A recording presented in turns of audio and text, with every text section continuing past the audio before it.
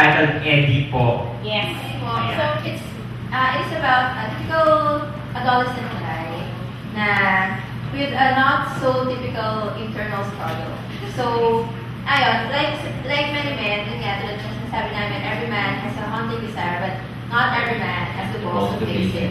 So, yun nga. So, one night, he goes out of his comfort zone, he stole a slice of a lustful night, and then when he wakes up, he decides to spend his day escaping the consequences of what he did last night.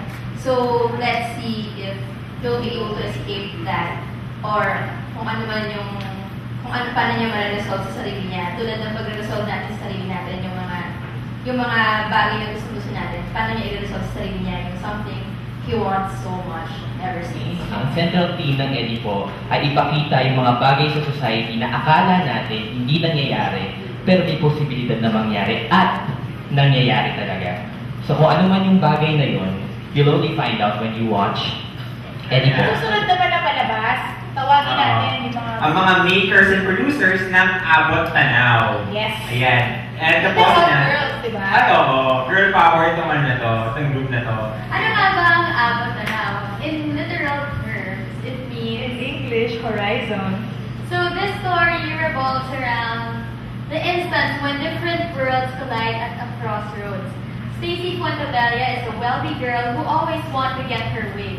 Franco Ibardaloza is an obstinate businessman who wants to get everything done properly. Elena Barrios is an offbeat promptee who strives to ensure a good future for her family and herself. An engagement, a first encounter, a plan gone wrong, and a girl in the trunk of a car. Maaari bang makita ang magkakaibang mundo sa iisang abot tanaw? So, with no further ado, let's watch our trailer. Ayan. Before natin magpatuloy, of course, may mga titirang. Pipilitin muna namin kayo para sa mga natitirang tatlo pang Okay. figures.